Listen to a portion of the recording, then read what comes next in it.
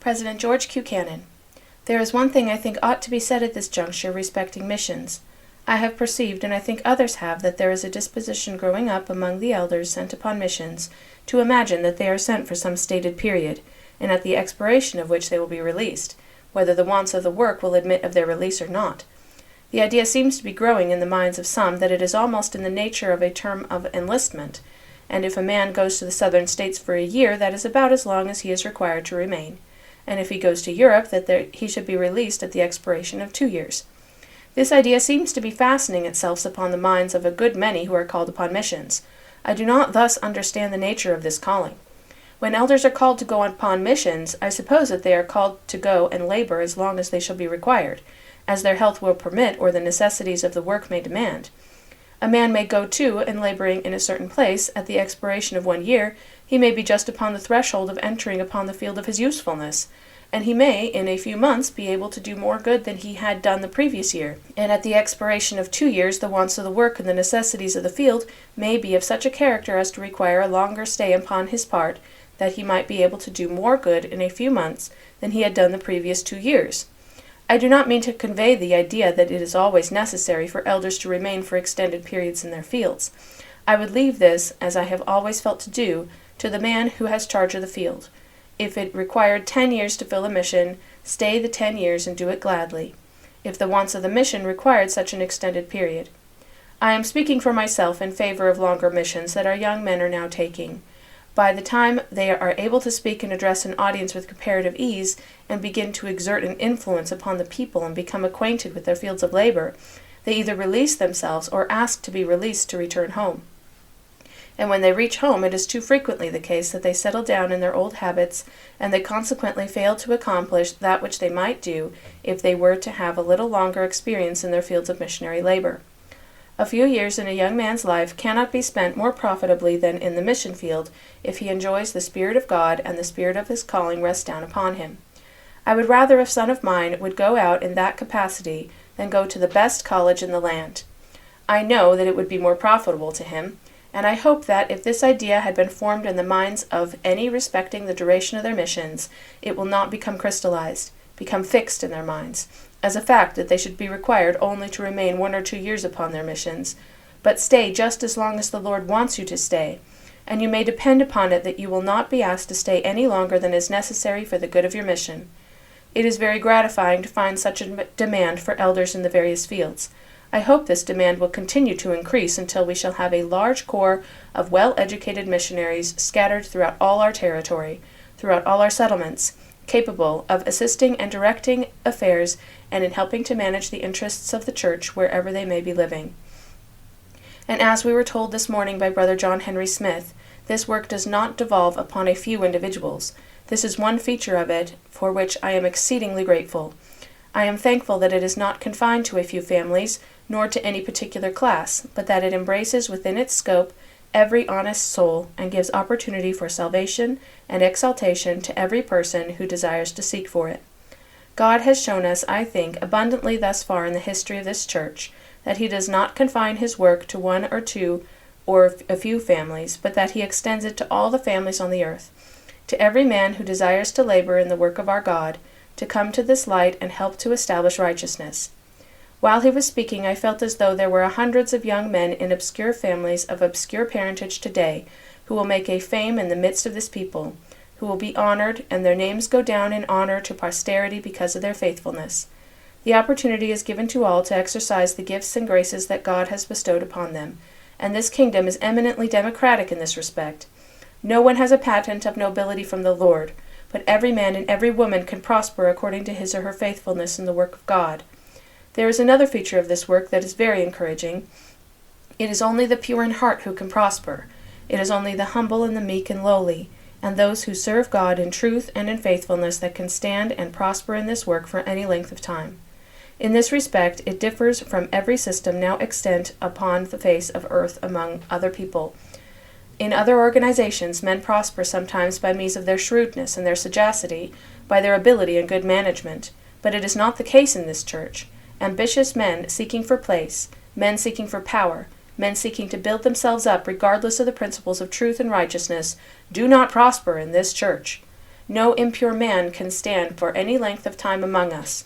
He will lose the Spirit of God and go into darkness. And those who look upon him may wonder in their hearts why he should be so dark. No man ever lost the Spirit of God without a cause. No man ever apostatized from this church without there being a cause for it. No man ever fell into doubt without there being a cause for it. This is beautifully illustrated in the Book of Mormon. You all remember that Alma took 3 of his sons into the ministry, Helaman, Shiblon, and Corianton. Corianton heard of a harlot. I suppose she was an attractive woman. At any rate, he was attracted to her. He left his ministry and followed after this lewd woman. This gave his father much grief. The subsequent career of this man illustrates the principle of which I am speaking.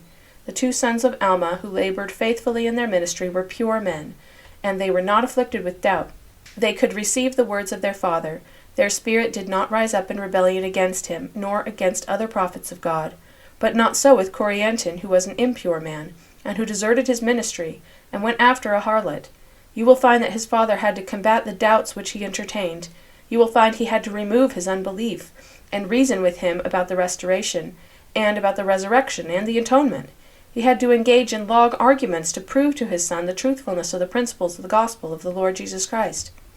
This is a significant fact, and one with which we have long been acquainted, although we are not directly told that this was the reason, but knowing as well as we do the results of such a course, we can well understand that this was the foundation, that this was the cause of that man's requiring too much argument to convince him that these principles were true. It is a remarkable fact that when a man is guilty of getting into bed with his neighbor's wife, he becomes wonderfully holy in manner and wonderfully scrupulous about the gospel of Jesus Christ, and requires a great deal of argument to convince him of things to which he takes exceptions. It is a recognized fact in our history that the man who takes such a course loses the Spirit of God and goes into darkness. There is a spirit growing up among us that must be checked. If it is not, I tell you the anger of God will be poured out upon us.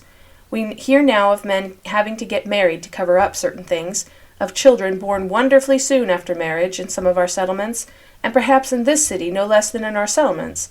Such things are a disgrace and abhorrent in the sight of God, and they who are guilty of such things will bring down the anger of God upon themselves. This crime of illegitimacy is growing. It is an accursed crime, and the man who indulges in and produces it will lose the Spirit of God, and will lose his standing in the church unless he repents and turns away therefrom with all his heart. The Spirit of God will not dwell in unholy tabernacles. The faith of God will not dwell with people who take this course, and we should labor with them with all our might. We should set them examples of purity. We should reason with them, and do all in our power to deliver from them this awful crime, for it is a heinous sin. No sin is greater in the sight of God except the shedding of blood than this crime to which I have alluded, and it is growing to an alarming extent among us. Not that it is as bad elsewhere, but it should not exist at all. A man who commits adultery is unworthy to live, and sooner or later the Lord, I believe, if he is merciful to him, will take his life away from him, especially if he has made covenants in the house of God. Our young people should be taught that there is nothing so ennobling and so honorable as personal purity.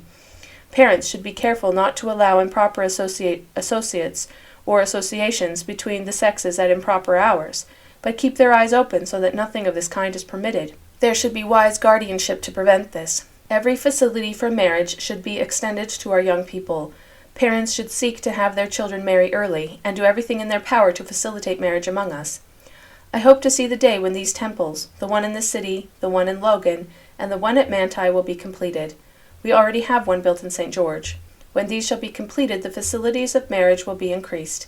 And then, I hope, I would like to be the case at least, that in each of the stakes of Zion a temple shall be built, if only a small one, so as to furnish convenience for our young people to go in and take upon themselves the holy covenants of the gospel, receive their endowments, and be married according to the holy covenants of God, and thus extend to the young all the facilities possible to encourage marriage. It lies at the foundation of our prosperity of any nation or people. If the family be not pure, if it be not well guarded, the city soon becomes corrupt. It is our duty to look well to the foundation of our institutions and our organizations, and keep impurity out of our households, and put our foot upon it, and frown upon it, and be no more lenient to the sins of our children than to those of others, not sympathize with crimes of this kind, not seek to extenuate them because a son of ours does the wrong thing, and think it is not so bad as if somebody else should do it, or if a daughter of ours does wrong, it is not so bad as somebody else's daughter committing the wrong. Such sympathy is wrong for Latter-day Saints to indulge in. The whole world is anxious to break down the barriers and stand up around us, and to obliterate the distinction that exists between us and the rest of mankind.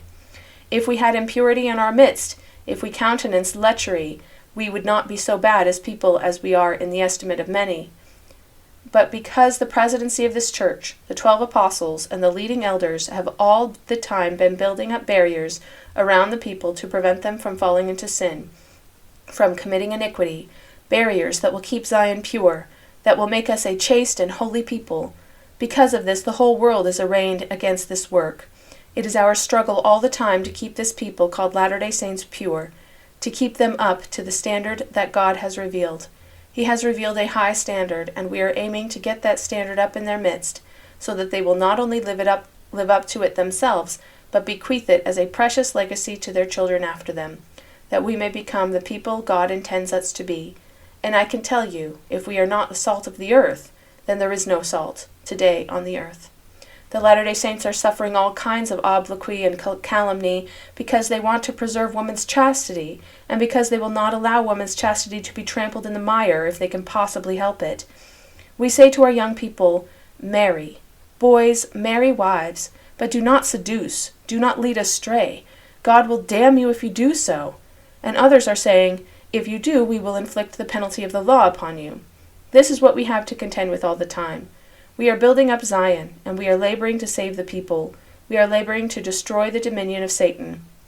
And we are calling upon the people night and day to live so that the revelations of the Almighty will rest down upon them. Yes, that they may be filled with the power of God, and know for themselves concerning the divinity of this work. And because we are doing this, the world is opposed to us, and do everything in their power to destroy us.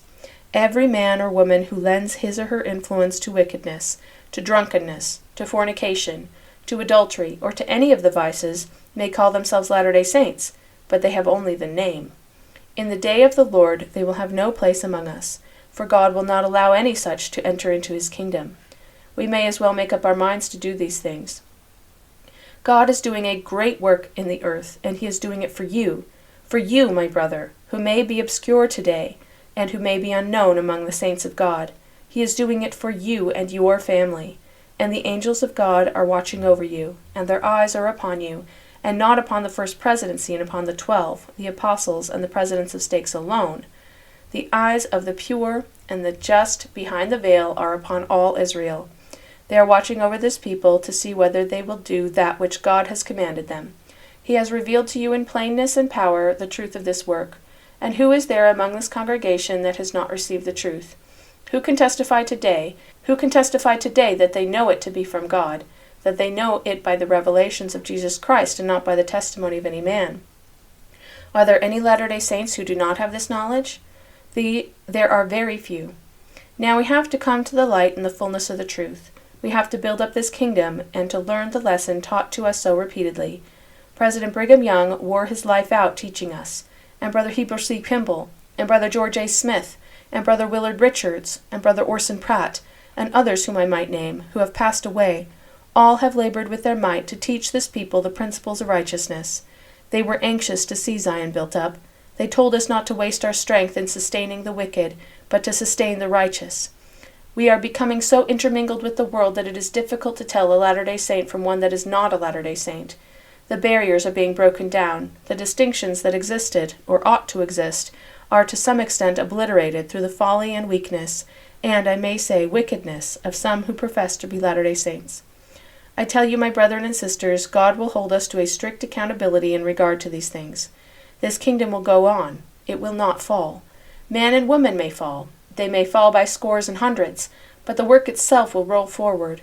But how sad it is to see men and women who have done so much, as many have from the beginning of this work, fall away, lending themselves to wickedness and forgetting the holy principles that God has revealed. The salvation of God is extended to us, and it is worth all we can do. It is worth our lives, worth the sacrificing of every passion and appetite. It is worth a life's labor. It is worth the exercise of every talent which he has given unto us. There is more peace in it. There is more happiness in it. There is more life in it. There is more salvation and exaltation in it than in anything else upon the face of the earth. And all of us who have any experience in this church have proved this for ourselves.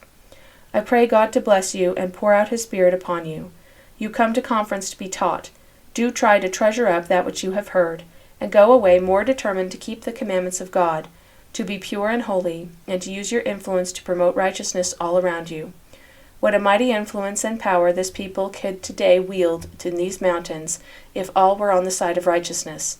6 individuals in the beginning of this church were a great power, but here we have thousands upon thousands scattered throughout these mountains. Here is leaven enough of the righteous in this territory to leaven the whole lump, to leaven the whole earth.